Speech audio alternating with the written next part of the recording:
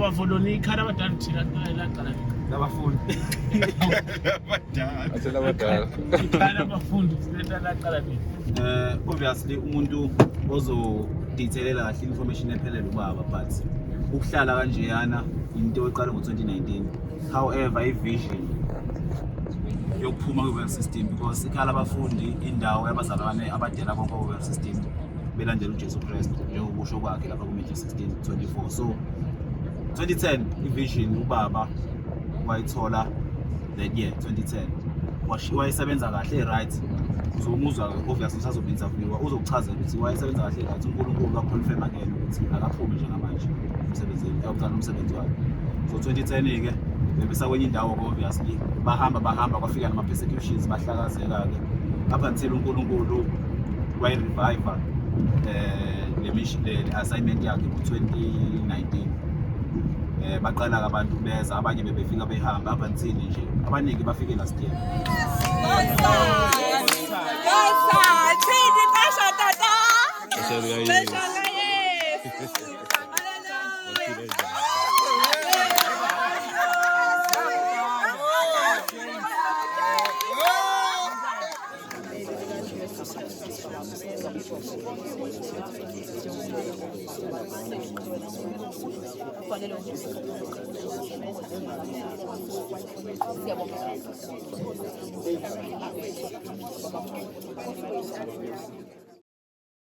Yes, siyabonga kakhulu ke cha.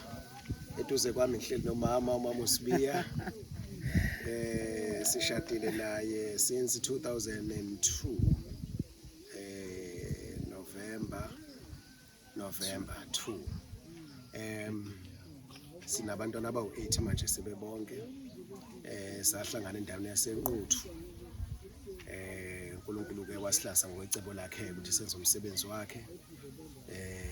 Lo esibona ke nje manje nje basiphila kanje ekhala abafundi sidele konke. Si umbuso kaNkulunkulu. Si practice imiyalo yenkosi yethu uJesu Kristu. Ufithi ke into engelula ke ngenxa ukuthi ke impilo yasezulwini uzozama ukuyipractice emhlabeni abantu abangenayo ihlungu ukuthi ke yini uNkulunkulu ayifuna ukubanzima kakhulu. So ke kodwa nokho siyaphila ke. Siyaphila impela nje manje sinikhombisa nje nokhasava. Ngeke silale singadlile ubhatata ukhona usiphethe wethu ngeke ulala ungadlile. Amakhasi kabhatata uyakwazi ukwadla namakhasi ekhasava umdumbulu uyakwazi ukwadla at the same time futhi phansi umbili ukudla. So ke siphila kanjalo ke nje ukuthi sidele konke si sustain umthandazo spiritual izwi kaNkulunkulu bese ke si sustain ukulima ke physically. Cut away. Cut so weird. Yeah. That's it. The umbrella. Lebay lang kayo. Ayun lang.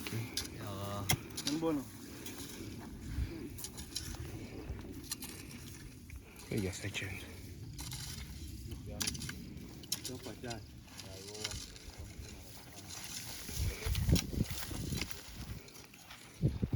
msubambe naso yabona siyabuya batata futhi uyavuthiwe ini yabesa Izothi ukwangiletha la kulangazelela ukwenza intando kaNkulunkulu. Eva ukuthi ke nami moya engcwele sengiconvictile. Ngakho konke kade ngikwenza bekade ngisebenza. Ngangikade ngifundela i-mechanical engineering MUT bese kade sengisebenza kade ngisenza khona. Bengisenza apprenticeship ye-tool making. So bekade izwi loNkulunkulu ngifica ke nginjalo ngisasebenza. So kwaba ngivuleleka ke ngokubuka ku-YouTube ngabona befakaza ke nabazalwane ngabona ukuthi lento kade ngiyifuna nansi so ngashiya phansi konke ngakhetha ukuba umfundi kaJesu. so umfundi kaJesu manje ujabulile everything Ngijabule kakhulu. iyo lempilo kade uyifuna. Yebo siyafunda nje imihla ngemihla siyahlanganyela esifundweni senkosi yethu uJesu Kristu ekuhloleleni izwi nasifunda nento eningi ke umsebenzi nako ukutshala lokhu vele ngakwazi. Sifunde khona la so siyafunda nje kakhulu zonke igaba zempilo. Sizokuthiwa ekhambeni ukhathi ngifuna ukuthi singabe nisakudla ukudla okuphuma ku-government kube ukudla kwenu okuphuma emhlabathini. Siyakholelwa kakhulu ekusebenzeni because kukhona kutshalo kusukutshalo futhi kwempilo sokubonayo ku-right kakhulu. Njengoba bese kushuba siyazama ukuphuma kwe-system asikaphumi completely ne. So siyazama nje kancane inkosi iyasilekelela kakhulu yasinceda. Ezibasigcinela izitho esingakhathazeki kuba sokuthini. So zezo ke izinto ezikhona lapha ngezantsi ke pha kweyagadi zikhona njengoba nibona imbotyi nombila yonke into le. Mina bhuti lapha ndifike ngo-September. Nini? Last year? Yes, last year. Okay. Yes, ndaphuma nje eGibhithe impela ezweni lobuqila. Ndeza apha njena apho sithi language eyi-1 sivumelana ngento eyi-1. Intenye. Intwenye. Hayi ke sithi ilizwe lobuqila eliphume kulo. Ubuyabona pha kwincwadi ye-Exodus apho uThixo zethuma uMoses uba makayokhupha abantwana bakhe eGibhithe. So ke kunapha eGibhithe ze kukhona phayana enye inkosi amaSirayeli ezephansi kwayo. So ke nguna uThixo uthuma uMoses ngoba uyawabona uba agqilazekile pha amaSirayeli. AmaSirayeli sisizwe sikaNkulunkulu esilawulwa uNkulunkulu. So uyoba uthi makayowakhupha phayana. So ngose ndilapha ke kwembuleka into yokubana nge-COVID-19 yayibona ne nge-COVID zeningakasindiswa ke into evela nje ngokuna sedisindisiwe nge-COVID andithi ze kuthi abantu mabangaphumi ezindlini kusithi abantu ezitaxi lockdown kusithiwa itaxi mazilayithe abantu abanga yeyipho inkosi zayikhuphela umthetho lowo inkosi yesizwe sase-South Africa esimanyelwa ngumuntu wonke. So uNkulunkulu ke usikhupha ufuna silawulwe nguye yedwa. And ke ndabe ndihlutha nalelizwi elithi uPawulos ethetha phakathi sithi konke endikuthandayo likushaya indiva kuba ndifuna ukuzuza uJesu Kristu ngemini yokugqibela. So zonke ke izinto bhuti zothi qhaphaqhapha zonke ke ezi zinto eziyazimbuleka into yokubana ngesixo ngaba ukuKristu awuthi ngecawe uyokhonza uKristu. No, uKristu uthi usuku nosuku ukhonza uKristu ngoba uthi ndithanda ngenhliziyo yakho yonke ngengqondo yakho yonke ngomphefumulo wakho konke ngamandla wakho konke. So usuku nosuku sikhonza uJesu Kristu inkosi yokumsindisi. Xa uthi ngecawe uye ecaweni ukuthi uthi ndingathina into esabusithixo yana ngoba awehlukanga kubantu abangasindiswanga ngoba wena kaloku and naxa usithi uye emsebenzini ne xa uye emsebenzini usedyokwenye nabantu abangasindiswanga abakude nentala abangayenzi intando kaJesu Kristu ngoba kaloku uvumelana nabo upha emsebenzini nje uyofuna into abayifunayo abantu usiya esikoleni uyofuna lento abayifunayo. So that's why uKristu nguna esahlukanisa la yena yedwa kuphela. Jesu Kristu abuyise safuthi sabulela kakhulu. La siyabulela.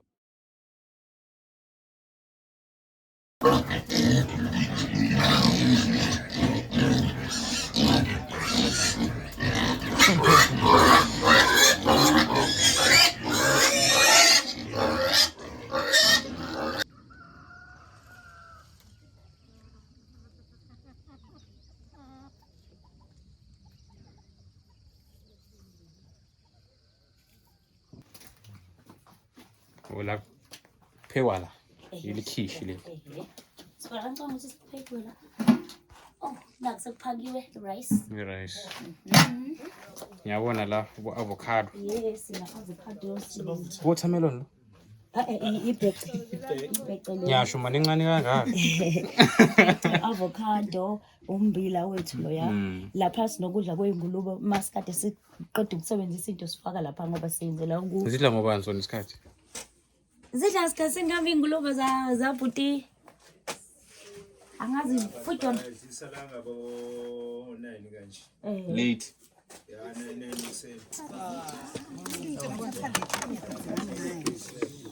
Oh, sokusha mayinda. Ngathila ngake likhona kodwa. Sisi ubani uphuma kuphi? Okay, igama lami ngithandazile ngwabaMwelase. Ngiqhamuka eMawoti eNanda. Bathola kanjani ngale ndawo? Ngathola ku-YouTube ukwadi media. Ngatholana nosisi bami khona usisi Lesipho nosisi Noxolo. Kodwa kahle kahle uqala kwami nje ngalidele uNkulunkulu ukuthi ngize ngitholane nabo. Ngoba ngisindiswe ngo-2023 and then kwase kuba khona izinto uNkulunkulu ayikhuluma nami. Izinto ebengithi mangikhuluma nabantu then babone sengathi khona into wrong ngami. Ngikhumbula nje ngitshelwa ngokuthi uNkulunkulu akawufuna ukhisimusi awusiwona wakhe, ngitshela nephasika ukuthi akuselona likaNkulunkulu. Wazi wangitshela nangemvelaphi yami, bengumuntu ohlushwa i-identity. Then ngibizwa ngalesi sibongo, ngibizwa ngalesi, ngibizwa nangalesi. So ngelinye ilanga sengisindisiwe, uNkulunkulu wangazisa ukuthi kahle kahle ngingokaKristu wesizwe sika-Israyeli wenzalo ka-Abraham. And then ngabona ukuthi okay, that is why benginganayo bengihlushwa i-identity. Then ngithe sengitholile lokho, uNkulunkulu wasethi-ke angazise wonke umuntu omnyama nje, umuntu webala elimnyama, ukuthi ungu-Israyeli lo osebhayibhelini. Then ngathola i-proof-ke sengi-researchela mina-ke lokho ngikufuna ukuthola eBhayibhelini. Ngakuthola kuyisihlabelelo zezihlabelelo chapter 1 uqala ku-5 kuya ku-7. So la kwakuchazwa khona-ke ngokuthi la kuvela khona ukuthi u-Israyeli, umuntu omnyama, wonke umuntu omnyama nje ungu-Israyeli lo osebhayibhelini. Ya, ngathola kanjalo. And then ukuthi ngihlangane nosisi-ke Thandeka, uNkulunkulu wangitshela ukuthi uzongifundisa indlela engizoyihamba, angikhombise ngendlela engizohamba ngayo. Emva kwalokho-ke ngibe sengihlangana nosisi Thandeka, babekhuluma nakhona futhi ngento estrange, abantu abangayithandi, engavamile kubantu, ngoba njengoba ngisho ukuthi uNkulunkulu bengitshela ngokhisimusi ukuthi akusibona bakhe, ngitshela amaphasika, ngitshela nangama-holidays, ethi angitshele ibandla. Then if ngibatshele enkonzweni la bengikhonza khona, ngabe ngitshela ukuthi mhlampe ungitshela ukuthi ngitshele ibandla la ngikhonza khona. Then uma ngibatshela kube ukuthi abayi-understand leyo nto, kuze kuphume nokuthi anginayo umoya kaNkulunkulu. So kuthe kuba-ke bona uma ngibathola usisi Thandeka nosisi Nosipho bekhuluma, usisi Noxolo nosisi Thandeka bekhuluma ngendaba yokuthi uNkulunkulu akafuni ama-holidays, akafuni amaphasika, akuselona iphasika, akuselona la uNkulunkulu sekushintshe, akuseyona nje yonke lento, akusakona, akukona, akuhlanganisi lutho noNkulunkulu lokho njengamanje. And then kwaklikha kumina ukuthi okay, this is what I need, yilokhu uNkulunkulu angifunela khona. Then from there ngase ngithatha inamba yabo-ke ngabafonela, ngaze ngafika la ekhaya labafundi. Ngithe sengifikile la ekhaya labafundi, uNkulunkulu wangitshela ukuthi ikhaya labafundi liyini. Wangitshela ukuthi ikhaya labafundi liyindawo la uNkulunkulu, indawo uNkulunkulu ayikhethele icebo lakhe ukuthi lifezeke, la efuna kuhlanganyele khona u-Israyeli, la efuna khona ukuthi kuphilwe intando kaNkulunkulu, kuphilwe ngokukholwa, kuphilwe ngokwenza intando kaNkulunkulu, kuphilwe ngelizwi likaNkulunkulu. Leli yibhetele likaNkulunkulu, leli Jerusalema likaNkulunkulu, wathi leli igate lasezulwini. So lokho ngikudiscover, ngiprove ngokuthi kube khona isikhathi la engiphume khona ekhaya labafundi, ngifundi ngahamba ngenxa yezimo ezithileke, kwadingeka ukuthi ngihambe ngiphindele kwami. Then uma ngifika khona uNkulunkulu wangibuyisela back, wathi akusikhona la engithume khona kwami, angibuye ngize ekhaya labafundi. Masithi sidele konke sisho ukuthi nje asisanakhathalele izinto zalelizwe. So yazi abantu abaningi bane-concern nendaba yemali nithola kanjani. IBhayibheli sifundisa ukuthi yanelizwe lokho nakho, lokho okugqokile. Sometimes ingubo ekhona zokuswenka uyaphela sesimazi ungazuyigqoka njengoba siphila la emasimini nje, uzoswenkaphi? Bathiwa siyakhonza ugqoka lokho okujwayelekile nje kwasekhaya, and lana sisabuka nangokuswenka bona. So njengoba sigqoka kanje namhlanje ngenxa ukuthi sinehambeli zethu, so ke impela lempilo emnandi ngendlela emangalisayo, ine peace. So makukhona ukudla ubonga lokho, lolo hlobo lokudla ubonga lokho. Sesinesambulo ukuthi uNkulunkulu usambulela ukuthi ukudla esithenga emadolobheni batheni i-GMO, genetically modified foods, yes. So kuthakathiwe ke kuyaphazamisa kakhulu emzimbeni yethu. So siyanelisa lokudla mawudlile lana esitshaleni kuba mnandi nje. Kanti mawudlela kwasedolobheni usuzinhlisa isincane esokuthi iphulisa yanakazela, yabona. So kuningi nje okwenzakalayo. Umnandi khona wasedolobheni kodwa ke ya kunenkinga eningi. So mama ke sisebenza naye full time embusweni kaNkulunkulu egameni leNkosi.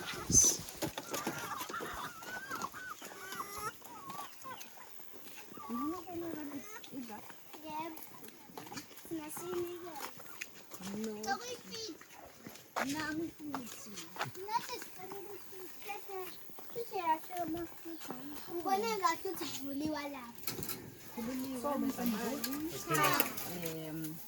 Ngiwumuntu osukela eGoli ngizalana, but-ke eThembisa eMayibuye, but-ke ekhaya ngisuke ekhaya la kunobaba khona sehluthiwe but bakhanda eMtuba, ngihlala ngikhulele kwaMsane kahle kahle.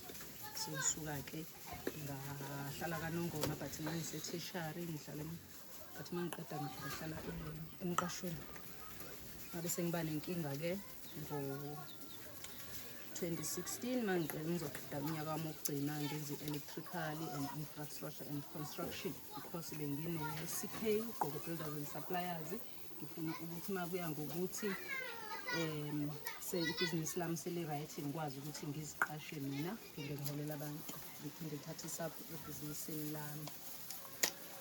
So kwazi ukuthi-ke ngo-2016 unyaka wami wokugcina ngaba ne-problem ukuthi lapha mangizoqeda isimo sami besithi masizoba bright sizophumelela bese kuba nezinto ezenzakalayo. Ngabe sengisuka lapho-ke ngikhuluma nabo ubaba uSibiya ocingweni ngibuza ngendaba yabo base bechaza-ke konke ngestory ukuthi khona into okuthiwa ukudela konke into okunye vele ngase ngikuzwile kwi-media ngase ngibuka-ke lezo zinto lezo ukuthi okay ukudela kanje ney'ngane eziwu-2 mina lezo y'ngane lezo omunye waqeda u-matric omunye besasesikoleni naka-grade 10 ephase grade 11 and then ngo-December 31 ngibamba i-fasting safuna uNkulunkulu ukuthi mhlawumbe angichazisele babese bayasindiswa lapho. So January kwaconfirmeka ukuthi ngize la ekhaya and then babusiyathi mashimana ngathi hayi uzokuzisiyeza la ekhaya welcome wonke umuntu odele konke and then ngabe sengisuka-ke sengiza la ekhaya but safika April angisakhumbula i-date kodwa wangakadluli uGood Friday seza-ke ngawo April safika la ekhaya samukeleka kahle ngoba sabona uthando sabona amandla kaNkulunkulu bangambona baba uSibiya sathi masifika kungakabi nabantu abaningi wasihlangabeza laphaya wasithwalela ngisho ama-suitcase kwathwala ngisho i-suitcase kwangimangaza nje lokho ukuthi bakhona obaba abadala abanothando abantu abanoNkulunkulu. Safika la ekhaya-ke basasizele ivangeli sizele ukuthi sifuna ukukhula enkosini ngazi uNkulunkulu ngendlela engcono bangangibona ukuthi yes esami story leso esangiletha la ekhaya ukudela konke nokulangazelelwa uNkulunkulu nokufunda izindlela zakhe.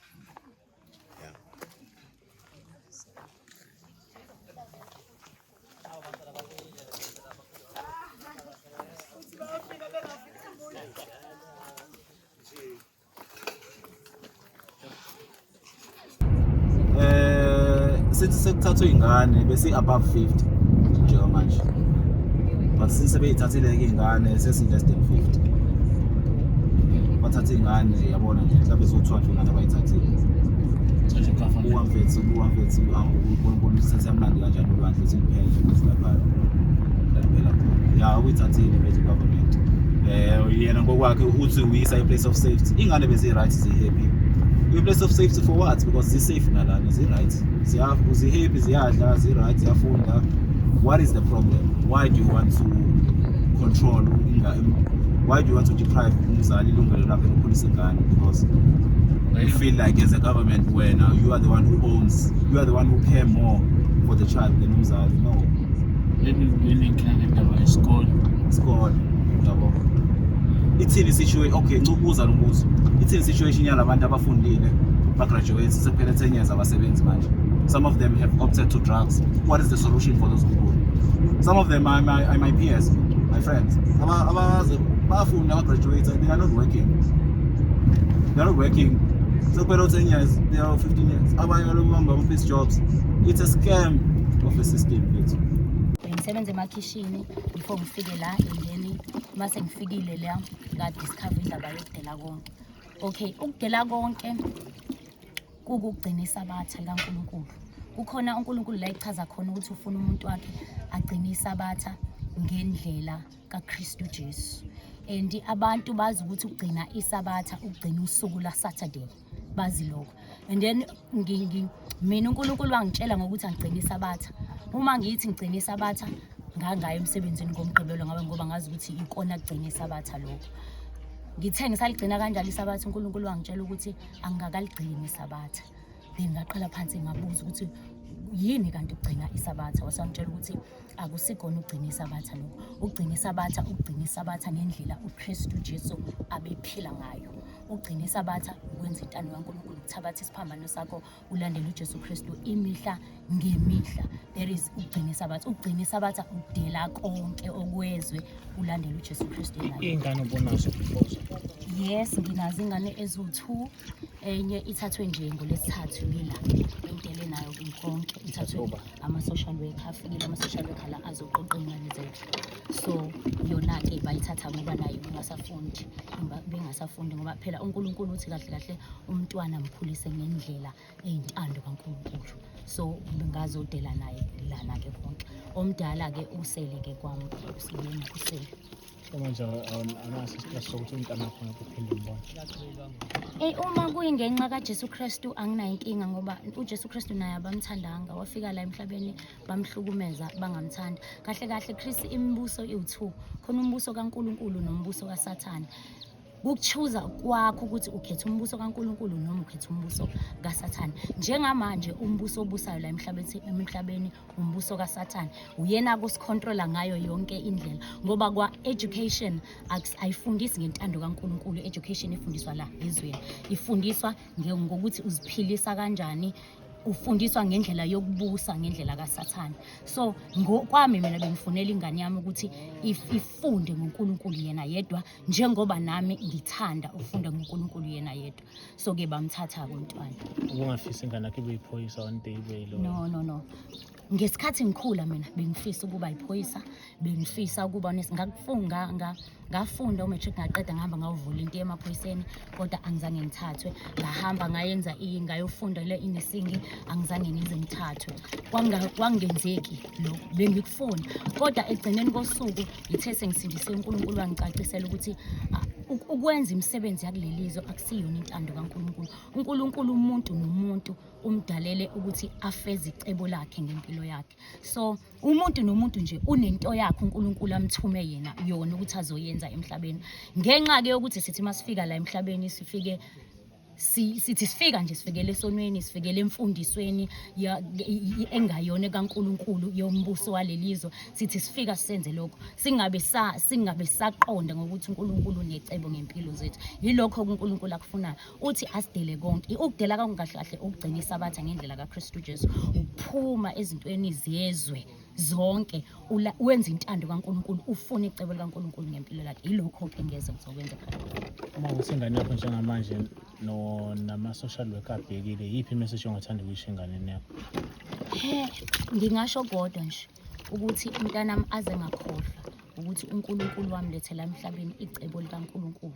Nanoma kwenzakalani aze ngamkhohlwa uJesu Kristu ngoba kulo emhlabeni kubusa umbuso kaSathane. Uyena osicontrolayo njengoba noJesu Kristu ngesikhathi elingwa uSathane wamthatha wamisa entabeni wamtshengisa umbuso wathi wamtshengisa imibuso yonke wamtshela ukuthi ingeyakhe. Wayengaqamba amanga uSathane weba waphuca ilungelo lomuntu emhlabeni wasekubuyela kuyena. So nguyena obusayo emhlabeni. So ke namanje thina sizama ukwenza intando kaNkulunkulu siyathanda kodwa ngenxa ukuthi sila emhlabeni obuso uSathane obusa ugovernment ugovernment walelizwe ucontrola uSathane. So ke usicontrola ngayo yonke indlela. Noma sithanda thina ukufundisa abantwana bethu asikwazi ngoba yena uyasiphuca bona. Mina okwami ngithanda ukuthi umntanami afunde ngentando kaNkulunkulu. Iloko engikuthandayo. So don't you want to know ukuthi yes you are not together nomntana wakho right now uthathiwe ama-social worker afuna ukwazi ukuthi maybe mhlambe ukuphi noma ngekeduzo just to know ukuthi umntana wakho ama-social worker amise kuphi uhlala kuphi endaweni enjani? Umntanami ukube ungowami ngabula la ngithanda khona intando yami la ngifisa mina ukuthi abe khona. Bona bathe mabefika bathi mina ngingumzali ongekho fit for umntanami, okusho ukuthi I'm not good, ngiwupoison ngumntanami. There is why bemthathile.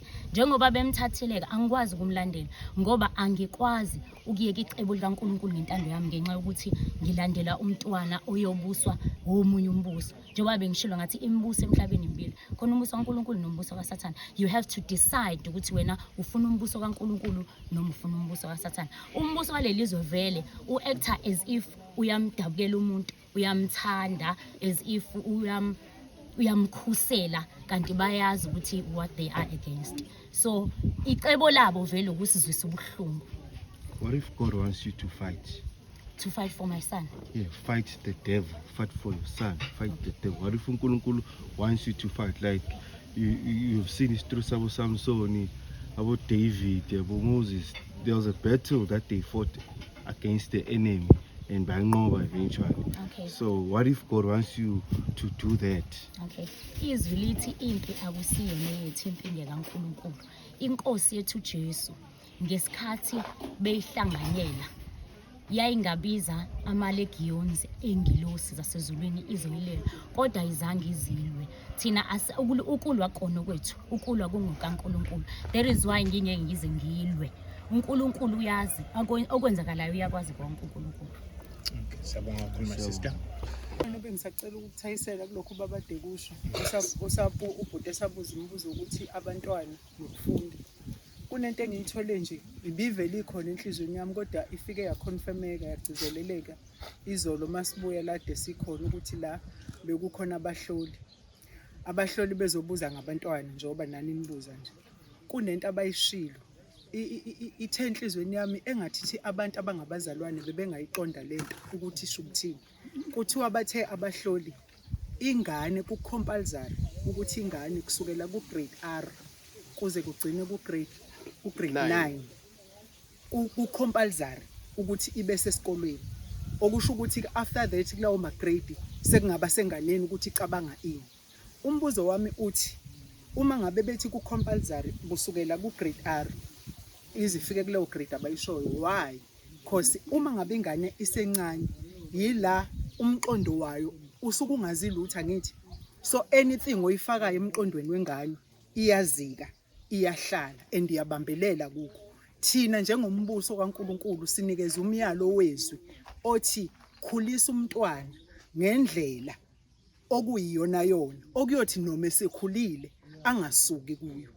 But uhulumeni wakulelizwe uthi ingane isencane kanjalo umqondo wayo usavuleleleke ukuthi noma yini oyikhulumayo kuyo into oyikhuluma enganeni ayikhohlwa. That's why ngikhule kuthiwa uma ngabe kunecala kunengane ku-involved ingane lapho kuyazi ukuthi kuzophuma iqiniso ngoba kunengane, ngoba ayikho ingane enye into eyaziyo ngaphandle kwalento osuke uyifake kuyo ikhipha yona njengoba injalo. So uma ngabe singabantwana bakaNkulunkulu siyisizwe sikaNkulunkulu sizisho kanjalo singabazalwane all over the world, why sivumela ukuthi izingane zethu zifakwe into ephambene nontando kaNkulunkulu ebuncaneni bazo? Ngoba uma ngabe into kunento engeke ngisho kubazalwane la ngithi yazi mina umama wangifundisa ukuthi ngangimncane but namanje leyo nto ngiyasurvive kuyo ngoba wayifaka umama lento ngimncane and izikile ngeke uyisuse and ngiyayibona iyangisebenzela. But uma ngabe uhulumeni wakulelizwe ekwazi ukuthi ingane kule age la okufanele ngabe khona ufaka khona izinto ezi-right ezizoyigcina ingane until ukuze kubuye uJesu, uma ngabe ikholiwe ivumile ukukholwa ivumile ukumukela uJesu waba inkosi nomsindisi wempilo yayo, why abazalwane bengayibuki ngaleliso lokuthi why ethi kusukela ebuncaneni bayo? Ngikhulela la esintwini, angazi noma kusezulwini kuphela, kuthiwa uhlaba usamila umthente. So uyabona ukuthi lugotshwa lusemanzi, uyabona lezo zisho lezo okusho ukuthi khona into okubiza ukuthi the more ingane ivela wena njengomzali, angithi wena mzali onikezwe umntwana uNkulunkulu uthembe wena ngayo, kufanele ufake izinto ezokwazi ukuthi lengane igcineke ngazo until ifike kuleso sigaba okufanele ifike kuso. Kodwa mangabe kuthiwa iyasuswa ingane izonikwani, lento enikezwa yona iyona ngempela into uNkulunkulu ayidalele yona yini? Ngoba uma ngabe sithi siyisizwe sikaNkulunkulu kufanele noma yini esiyenzayo siyenze ibe based entandweni kaNkulunkulu, ungafaki okunye okuzokwenza ukuthi ingane egcineni ibuye. Thina samelwe indodakazi yethu endala yathi mama baba nangilimaza ukuthi ningithathe ningiphushele esikoleni ukuthi ngiyofunda izinto ezingixabanisa noNkulunkulu, but ngoba uNkulunkulu sekwambulile ukuthi akukho right lokho uyambonga uNkulunkulu ngalokho kodwa lokho lo accusation leyo ayibanga mnandi. Uyacabanga mangabe umzali eseqonda ukuthi kuyini ukuba ngumntwana kaNkulunkulu okufanele akufake kumntwana.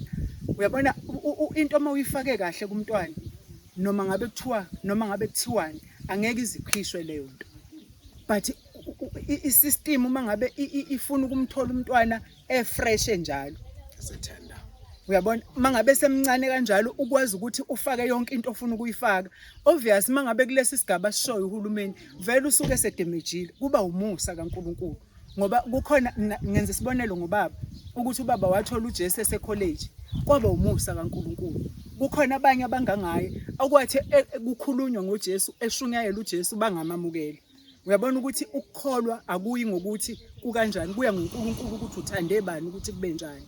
But lento yokuthi umntwana emncane anqunyelwe ukuthi kufanele and lento kufanele ukuthi ifakwe kuye izomsiza phi egcineni.